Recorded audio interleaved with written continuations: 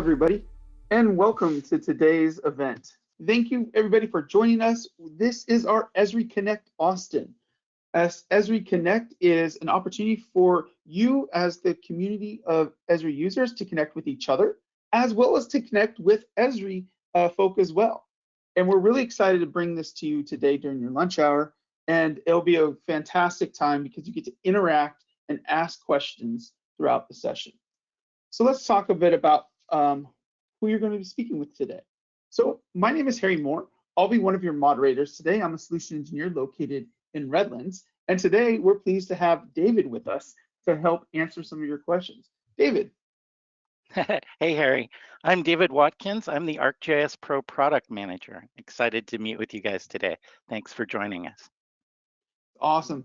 And we also have another moderator on the phone because we're expecting you guys to ask a lot of questions. We have Adam on the phone. Adam, can you introduce yourself? Certainly.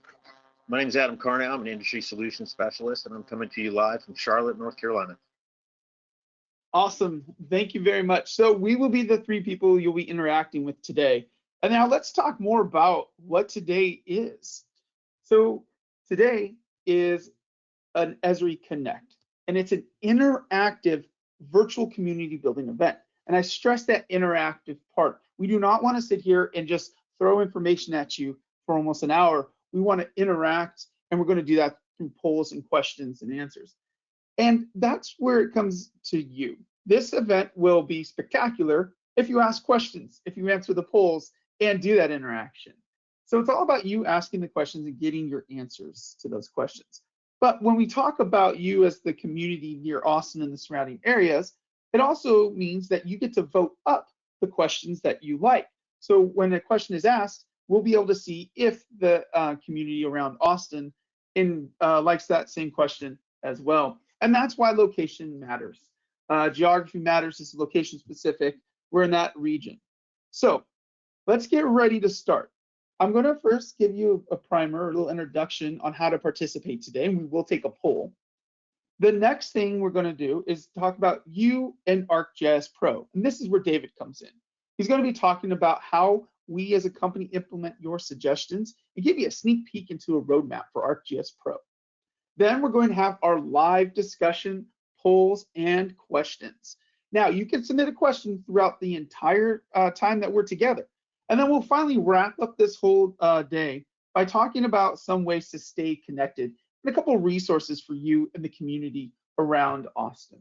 We're going to kick this off with a poll question just so we can all get used to how this works. So I want to know, what is your favorite Austin barbecue spots? Now, if you go to the Slido site, you'll be able to see that poll appear. And as you answer your questions, we'll be able to see what your results are. This is a good poll.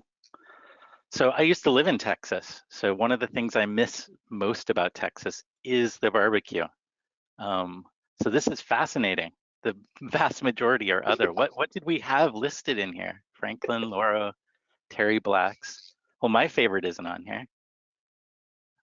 My favorite is Salt Lick, but I don't know. Technically, that's out in Driftwood. Is that why it didn't count as Austin? Driftwood counts as Austin. It depends upon our drive time analysis, what we used. Very interesting. So I'm really curious what the other is. What everybody has as their other. Is it possible to have them type that into the chat? I guess it's the question area, but yes. Now I'm assuming that would make some good story maps as well about your favorite Austin spot. So okay, you just experienced what we're going to be doing today. So now let's take a moment and talk about something that just came out a couple days ago. This is an article in the Arc User Fall Edition. This is about Austin, the city of Austin modernizing their GIS. And I read this article. We'll send you this resource with some follow-up information. But I just want to let everybody know, Austin identified 1,400-ish ArcMap users.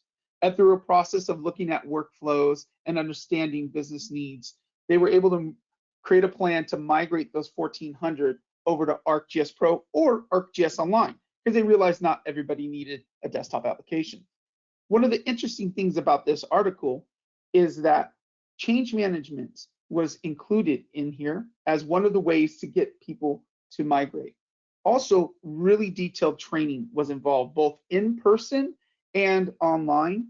So I just wanted to point this out. Congratulations, Austin, for doing this. There's a really great write-up on this, and this is just excellent. Great job. We appreciate what you're doing. All right, so now we're going to shift gears. Now we know how to use the technology. We know we're going to talk about you and ArcGIS Pro. And I'm going to ask David to take over to show us some more information about his ArcGIS Ideas site, highlights of ArcGIS Pro, and so forth. So David, please take it away. All right, thanks, Harry.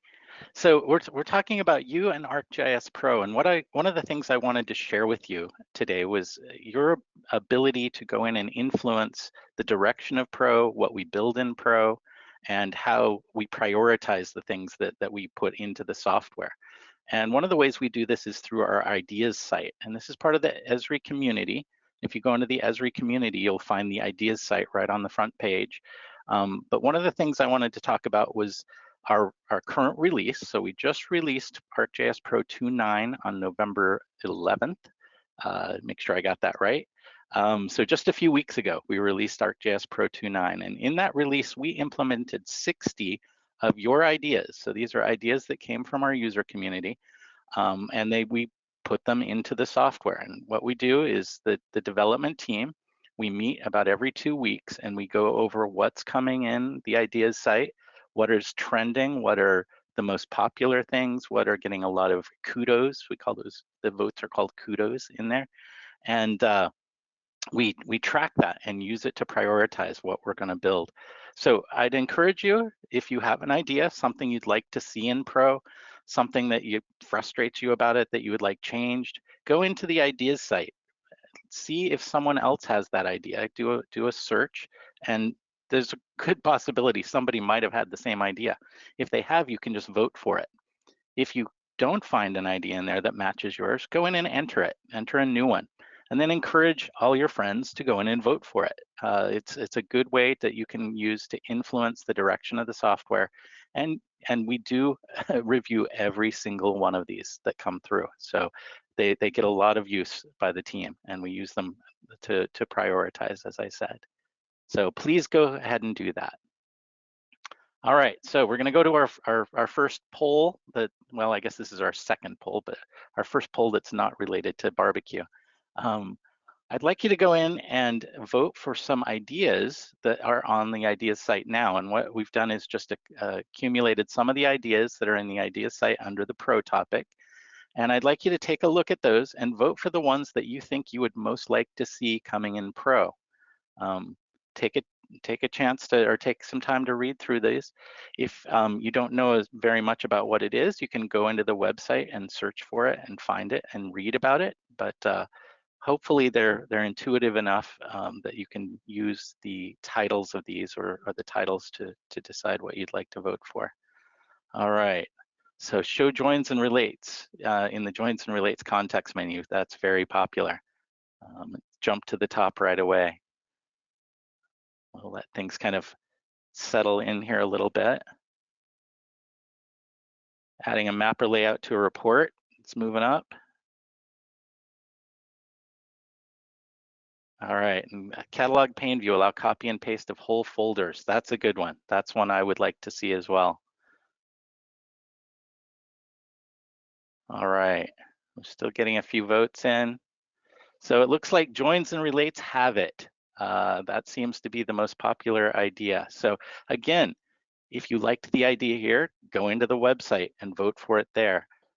More votes means it's going to bubble up to the top of our priority list. So use that as a way to influence how we work on the software.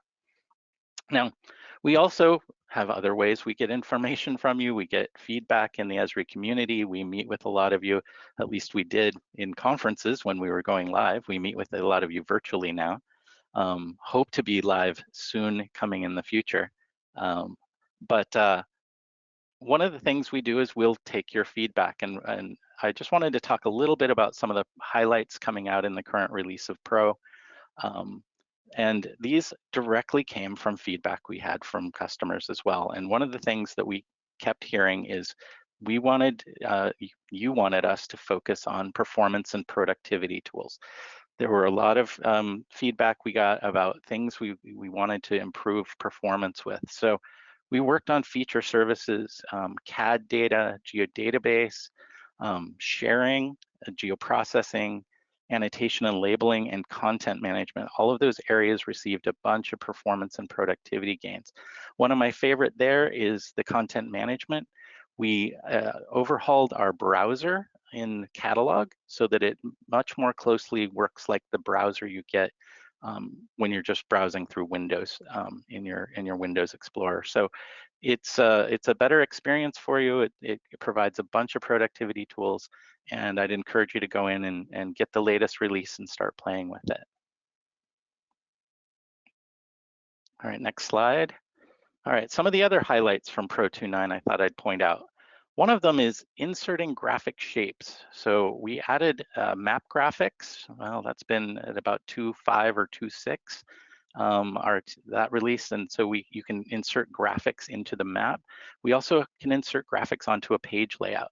Well, one of the things we added that we've been asked for a long time is more PowerPoint-like graphics. So things like triangles and there's some half moons, and there's even a little cloud that you can add to your map. But one of the main things we got asked for a lot were arrows, arrowheads, being able to put pointers to things directly in your graphics. So we've added those graphic shapes into the insert gallery, and so you can just directly do that. Some other things we added is animated symbology. The animated symbology, you can go in and create symbols that move. This example here has windmills that are turning. So they can be quite complex. We can use 3D objects to make 3D symbols that are animated. You can also make 2D animated symbols with GIFs, or GIFs, depending on how you pronounce it. But the animated symbology, I think, will be a really nice visualization technique that you can use. We also added dynamic feature clustering. So this is if you have thousands, or in some cases millions, of point features and you want to display them on a map. Well, you can't exactly draw all thousands and thousands of points and have it be really usable. So this will automatically cluster those and create a little proportional symbol, give you a feature count of how many features are in that proportional symbol. And as you zoom in and out, it'll automatically adjust for you. So this was something we had in online for years, and now we've got it in Pro. Another thing we added was legend and table styles. So if you go in and design this really great looking table or a great looking legend, you want to be able to reproduce that and share it. So you can now save those as a style in your styles and then share those styles, and you can share them via portal, or you can send the style file to your friend. But what that allows you to do is reproduce that and just go grab a new template from that style and start using it right away. All right, let's go to the next slide. All right, just a few additional highlights from the Pro 2.9 release. We added support for knowledge graphs. So these are knowledge graph databases, and these are a way to store entities and link them together. Of course, we support things like link charts, so you can see the connections between all your knowledge entities, and entity cards, which are a kind of a nice way to visualize what's in the information in your knowledge graph. And of course, we're a GIS, so you can take all of that and put it on a map. We also added support for cloud data warehouses, so Snowflake, Google BigQuery, Amazon Redshift, support for those, and you can access those through a query. We added support for linear referencing, a linear referencing UI. So we've had all the linear referencing tools in Pro, but they've kind of been scattered. They're in different places, and you'd have to kind of know to go find them. So one of the big requests we got was, can you put a single menu in there, a single ribbon interface that allows you to access all of those linear referencing tools in the same place? So we added that. And then the last thing on this list is the PDF to TIFF tool. And this is a geoprocessing tool that we had in ArcMap. And what it does is it converts a PDF file to a TIFF file. And it's really useful if you have a GeoTIFF or a GeoReference TIFF, or GeoReference PDF, I should say, or a GeoPDF. And you can import those in as a TIFF file, and then you can load them in your map as a raster layer and draw them. And it's one of the things we moved to Pro. It took us a while to get to, but it's one of the most popular things I've been asked for in a long time. So that is there now. All right, so let's do another. So wait, before we get to the survey, let's talk about the what's new help. So if you go into the what's new help, you're going to find what's the highlights from Pro 2.9. And in there, you'll find there's a video. It's going to point to a YouTube video. We put the top 10 new things in Pro, and all of that is available here on the website. Of course, anytime we put out a new release, we update the what's new. So always take a look at this and see there are many, many other things besides the highlights that we entered. All right, now we'll get to the poll. So I've gone through a few things in a few highlights, and I'm interested in what you are most interested trying in the newest release of Pro. So let's go in and start that poll, and we'll take a look at what you're finding. All right. So legend and table styles jumped high. All right. See, the PDF to TIFF tool is up there. I knew it would be. That's something I've been asked for a lot. Dynamic feature clustering. A bunch of you interested in working with knowledge graphs. That's interesting. And the cloud data warehouses. Great. Well, it's looking like legend and table styles are winning this poll. That's the most popular, followed closely behind by the PDF to TIFF tool and dynamic feature clustering. All right. Okay, that's where things are settling out. Thank you for taking the time to take the poll. That's very helpful.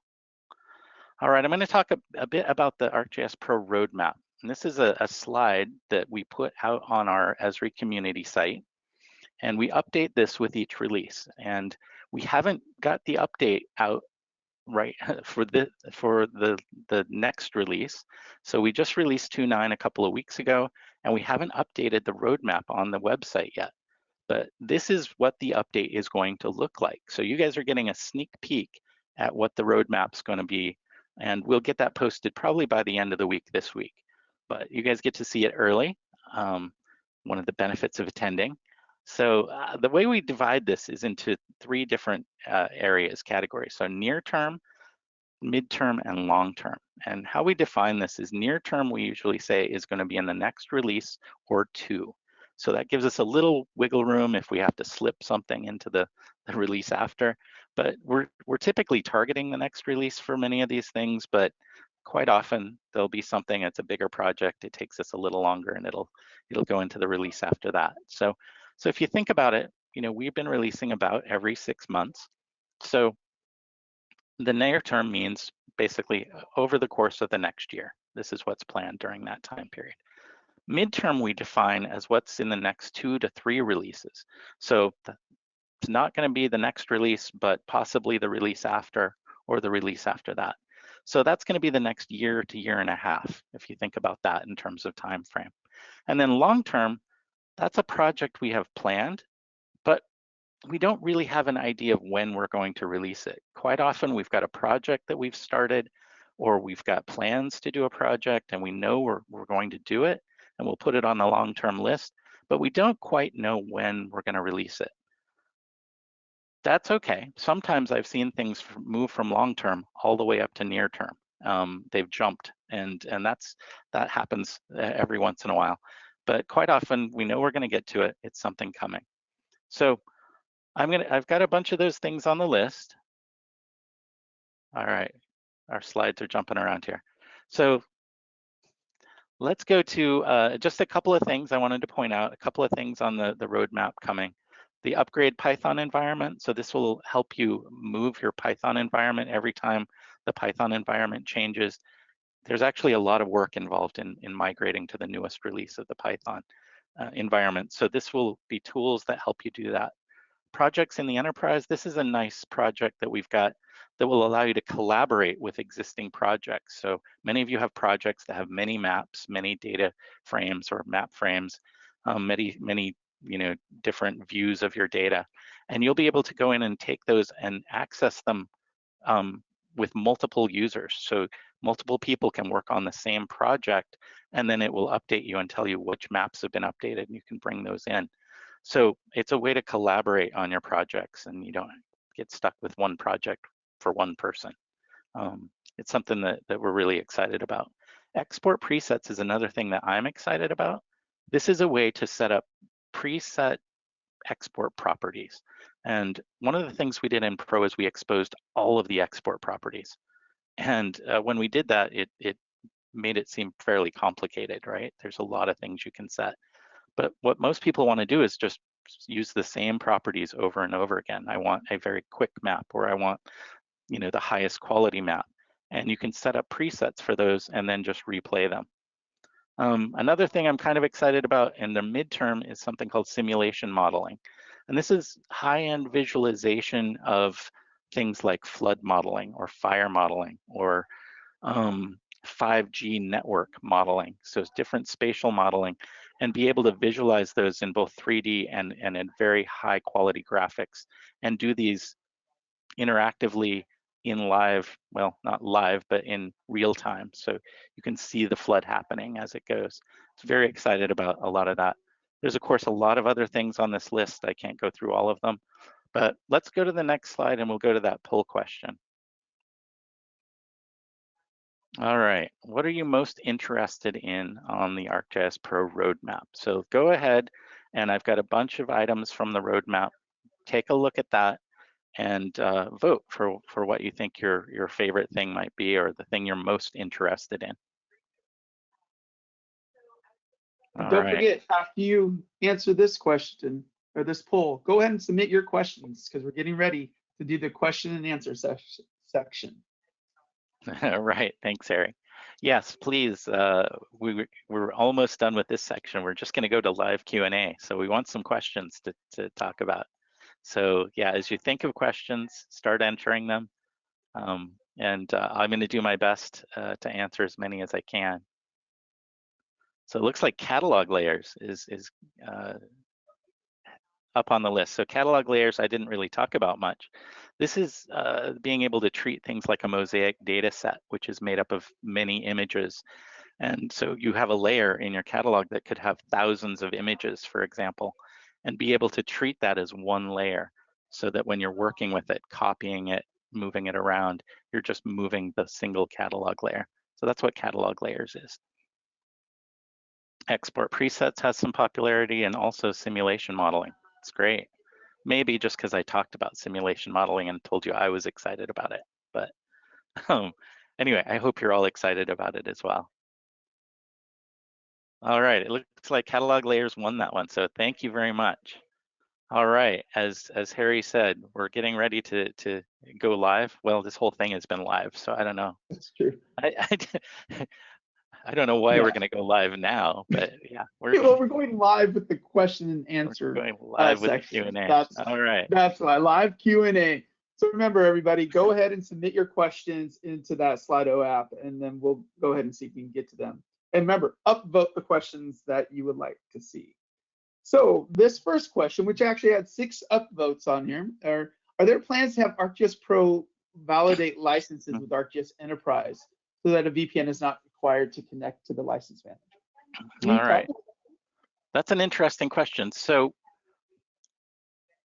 I want to make sure I kind of understand it, but just so you know, you can use ArcGIS Enterprise as your license manager, and that allows you to validate licenses, pro licenses, using Enterprise. So with those named user licenses, you can use either ArcGIS Online or ArcGIS Enterprise. So we have a lot of users who are behind firewalls, who want to control their own license management for Pro and still use named users, who use ArcGIS Enterprise for that very purpose.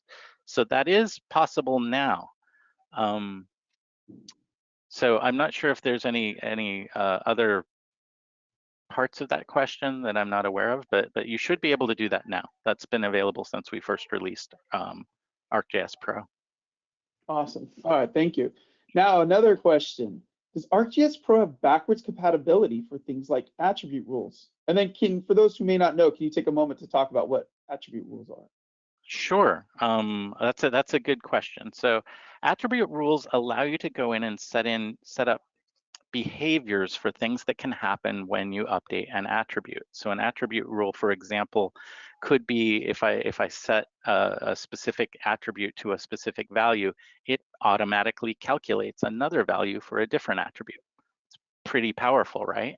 And there are other things you can do with them, like do validation. So if I set a specific attribute value, I can check and see if another attribute is valid when I've changed one, and it can flag that feature or flag that attribute saying this isn't a valid combination of attributes, for example.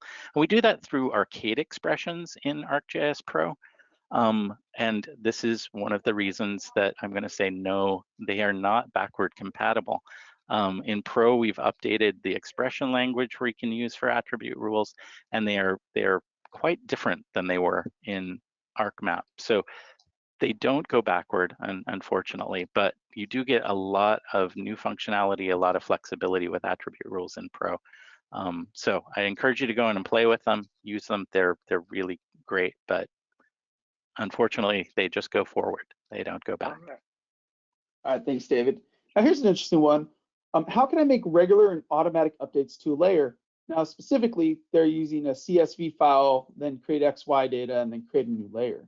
So what are some of the ways to automatically and regularly update information inside of Pro? Oh, that's a great question. And it's something that ties right into something we put into Pro just 2 releases ago, and that's the geoprocessing scheduler. The scheduler is available, I think, from Pro 2.8 and on, so it's in there in 2.9 as well. And what that allows you to do is you can schedule a tool, you can schedule a model, you can schedule a Python script, and you can use those to do things like take a CSV file, convert to points, create XY, create a new layer. All of those things are possible through that. And then you can just schedule how often you want it to run. And the scheduler's in there now. It's really helpful. We've had a lot of people who've been very happy with it. So please, I encourage you to go in and look at that. And that's available now. Yeah. So for those 8 of you that thumbs up that, go ahead and check that out. Oh, here's another one. When will ArcGIS Pro be officially compatible with Windows 11? Oh, that's a good question too. So we certify. So there's compatible and certified, right? So we certify all our software according to our product life cycles with the latest operating system updates that have come out. And of course, Windows 11 came out in October. We are still working on the certification. So that means we run it through all our test harnesses. We do a bunch of comprehensive testing on that operating system, and then we'll actually call it certified. And that takes some time, and that'll be out probably January, February next year. Now, compatible. I'll tell you right now, just between all of us here in Austin, we haven't had any problems. We've been running all the testing against Windows 11, and so far it's looking really good. So I would say it's compatible now, but it'll be certified first of next year. All right, thank you. Now here's an interesting one as well. When is all the fantastic symbology in Pro going to be transferable to ArcGIS Line and Enterprise? Web maps in both seem to be way behind in symbology. And maybe you can also talk a little bit more about how that works when we develop things inside of ArcGIS Pro. How does it get into the rest of the platform? Sure, that's a good couple of questions there. So when is a question that I can't answer right now. How and how we kind of develop this is something I can talk about. So quite often, ArcGIS Pro as a desktop application has access to more memory, more hardware, graphics engines, all of that kind of thing. So quite often we'll take, the very high-end symbology, and we'll develop it in Pro first. And that's because we can use, a graphics card and do different things with that. We can use extra memory. Those don't always translate as well if you're running on a very lightweight web browser or a mobile device. So there are some things that we probably won't ever get into ArcGIS Online. But we try to come up with ways to do it, and we try to come up with ways to mimic it and do things like that. And so we're constantly in this kind of development phase where we'll develop some very high-end symbology in Pro first. Then it will go into the Java API, and it will then fold into these other applications like AGOL and Enterprise. So there's typically a path with it that it goes through there. So while we might not get all the symbology on there, we're always taking the improvements and trying to push them into those, and that will come over time. Awesome, thank you. That's one of the cool things about using Pro is you get first access to that great symbology too. All right, so the next question, sort of a two-parter. So is support for the geodata service coming? And will that be on the distributed geodatabase toolset? So very good question.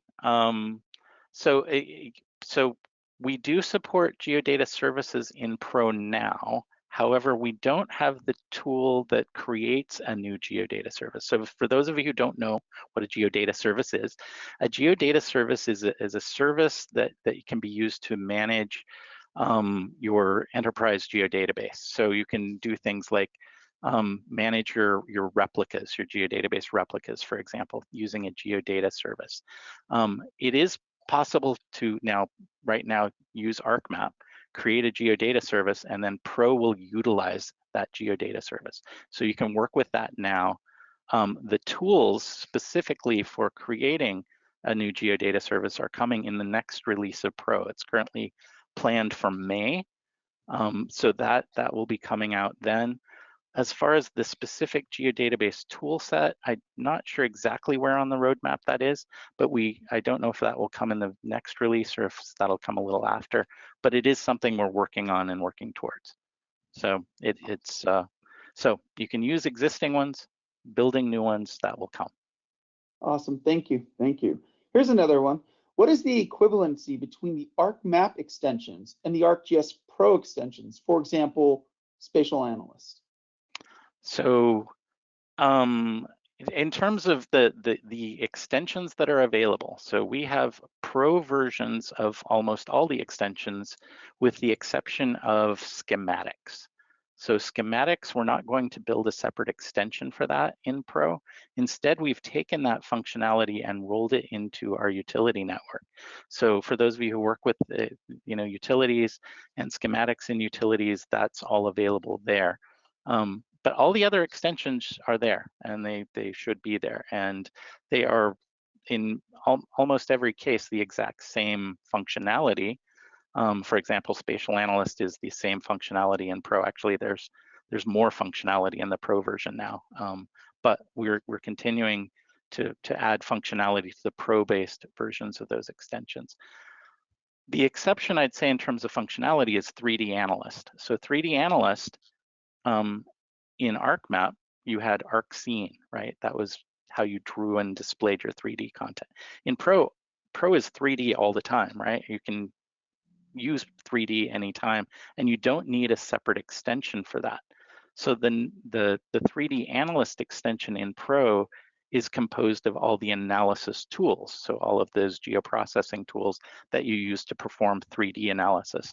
But it doesn't have the drawing 3D capability. You don't need an extension for that. Does that make sense? Awesome. Yes, okay. Thank you. Thanks, Eric. And now I want to just take a quick moment to remind everybody, if you go onto the Slido site and use the thumbs up, that's how these questions are raising up to the top. So you may see them shifting. So go ahead, go in there and thumbs up the questions to get them to the top, the ones that you would like answered. All right, so our next question, about layouts. Is there a way to use the same map series and index for two maps within a single layout? For two maps within a single, okay. So, yes. Well, I'm going to make an assumption about what you're talking about. I'm assuming you're going to want to use a single layout, and you've got multiple maps in this layout, and you want them to track each other and follow each other in certain ways. So you're using the same map series and index, and it's going to take two maps and update them together. There is a way to do that in Pro, and you go in to your second map frame and actually reference that you're going to set the extent based on the extent of the main map frame that you set up the index on, and it will drive that extent.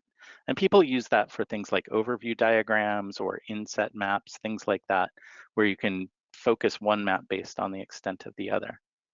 So yeah, Awesome. that's possible. That's good. That's good. Now, with 4 votes, one of my favorite topics to talk about, metadata. Is the metadata toolbox of ArcMap coming to ArcGIS Pro?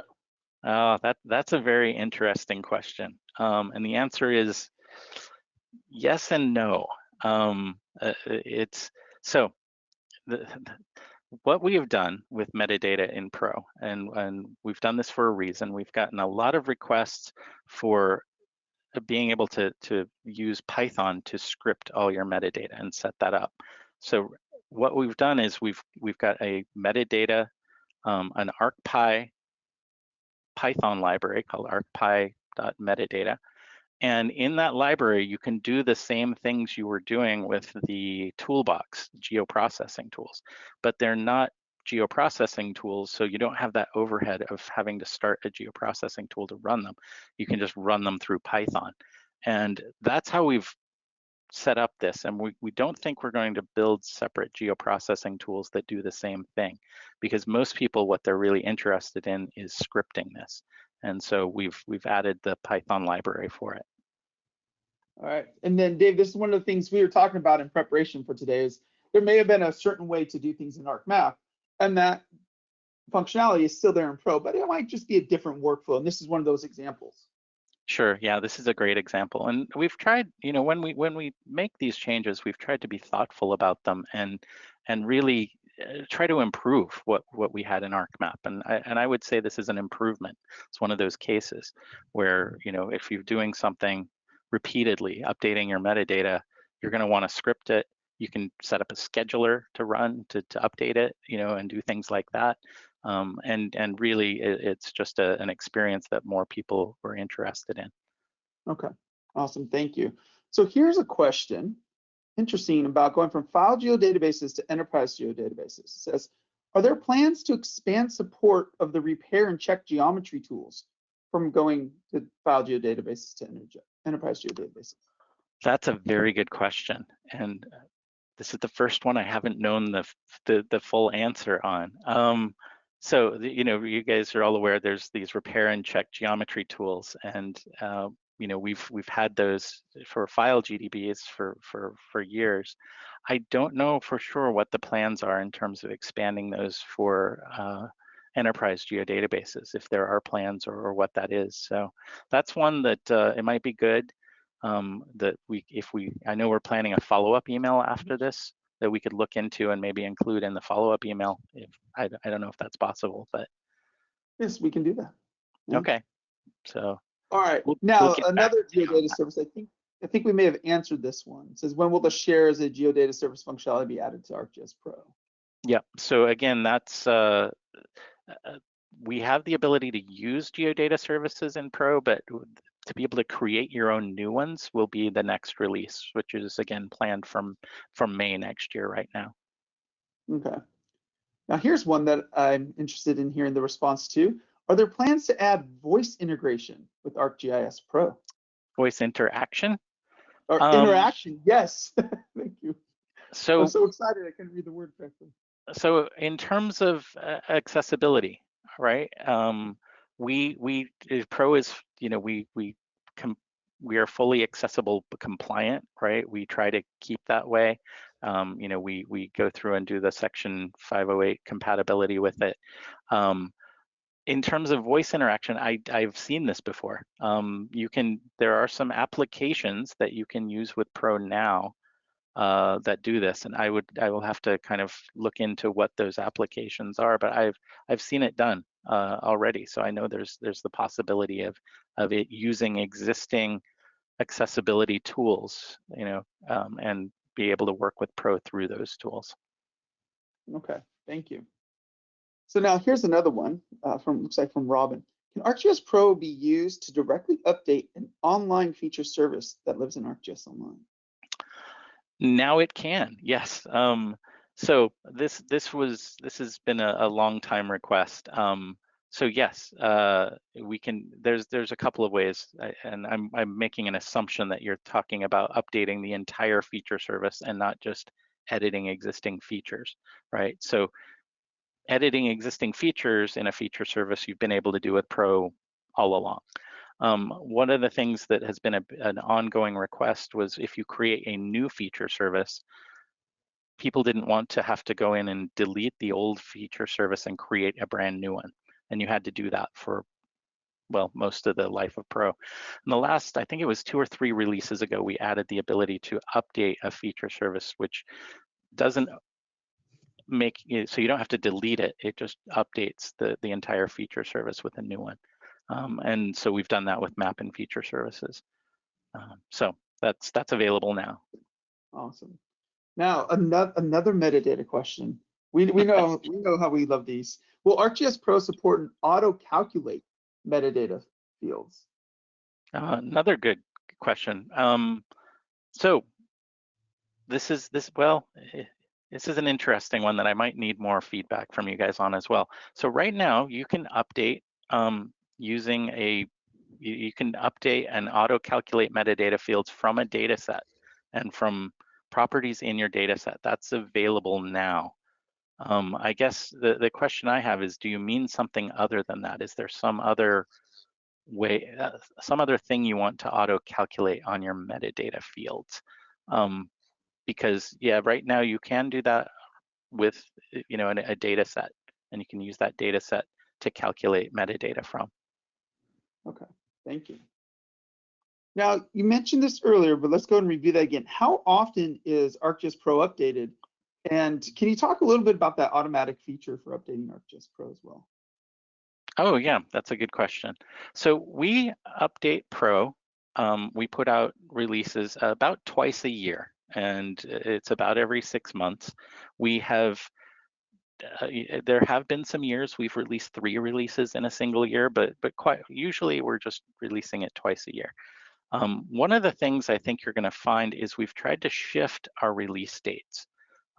We want to release them earlier than we were releasing before.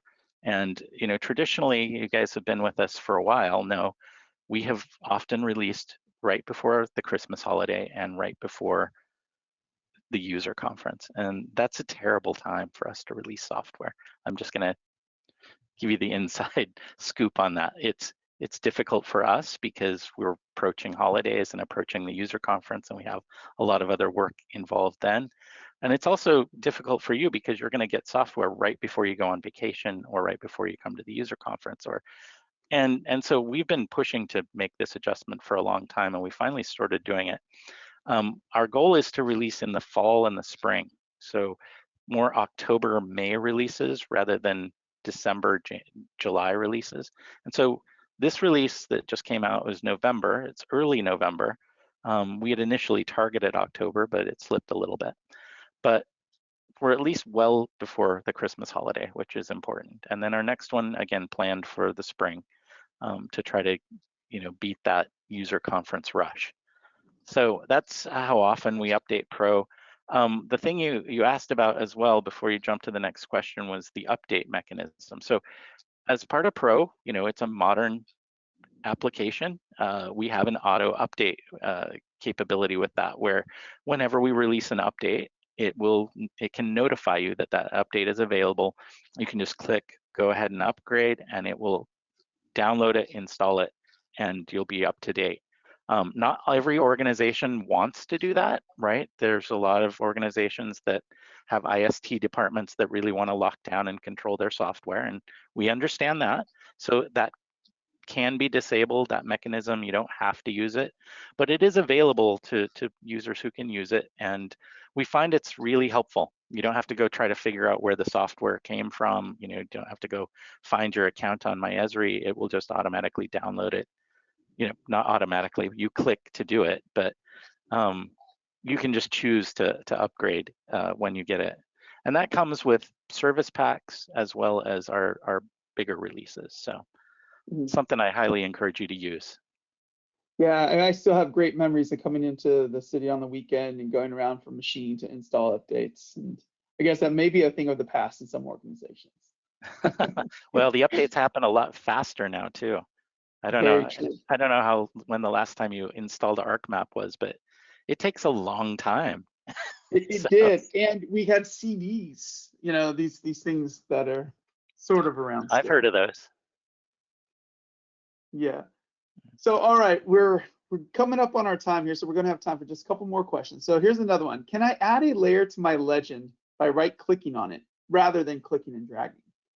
Can I add a, we were going to add this. I need to double check. I think we added this at 2.8 or 2.9, but it is something we intend to do. So this is when you're adding a new layer to a legend on a map.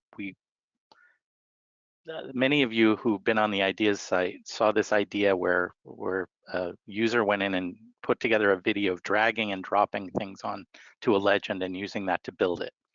And we took that idea and we thought that's a great idea. And so we added it to Pro. So you can take any legend or any item in your table of contents, drag it and drop it on your layout, on your legend, and it'll automatically add that. Fantastic, right? Mm-hmm. Well, we've had users have a hard time finding that or knowing that they could do that, right? It's kind of hidden. So we quite often get this request. I just want to right click on the table of contents and just hit add to legend. So we were going to add that. I need to double check when that was going in, and I need to, I'm not 100% sure if it made it into the latest release or not, but it will be coming if it didn't get into that release. Does that make sense? I'm rambling a bit now, sorry. No, it did. All right, so the next one is, where can we find the article mentioned at the beginning about transferring people in Austin to ArcGIS Pro? Well, I'll go ahead and take this one, Dave. So Thanks, you can Harry. go to our latest release of ArcUser, and it's one of the main articles inside of our ArcUser magazine, the digital version of that. Also, we will be following up this Esri Connect with an email, and we'll provide links to information inside of that email. So if you don't find it before you receive the email, then you'll be able to find it. Hey, Harry. Yes. Hey, it's Adam. So I replied to that with the link, and I also did an announcement with the URL directly to the article in there. So everybody should have access to that right now. If not, you will get it in the email. Oh, fantastic. Thank you, Adam. On top of the ball on that one. Thank you. All right, and now let's see. We have time for maybe 1-2 more questions. I don't see anything on the horizon regarding reports inside of ArcGIS Pro. Are there plans to upgrade this anytime soon? Okay, so again, I'm going to make some assumptions about your question. So reports we have a reports function in Pro. We can create reports now in Pro, so that's there. We have been upgrading it with almost every release. We've added new functionality to reports in some form or fashion. So the ability to script reports was one of the things we added. The one thing that I know we're working on that's on our roadmap is the ability to insert maps and charts into reports. So right now, reports will generate a tabular report, but we want to be able to insert a map in there, right? And so you have kind of a nice report with maps and graphics and charts. So that's the next thing on the horizon. And again, we'll continue upgrading and adding things to reports. If there are specific things you would like to see in reports that aren't there now, perfect thing to go into the ideas site and add, or go see if there's an idea for it already. If not, go add an idea for it. It'll help keep it on the pro development team's mind and get it in their heads that it's something you want. So I'd encourage you to do that. Nice. All right, David, and we are at the time where we're going to stop the Q&A. So thank you so much for taking the time to answer all those live questions. Really appreciate it, and thank you for being here today. And thank you everybody on the phone for submitting the questions and voting them up so we can answer them. Again, if we didn't get to your question, that's fine. We have a whole team of Esri here who will reply back to you. So you will get your answer to you will receive an answer to your question if we didn't get to cover it today.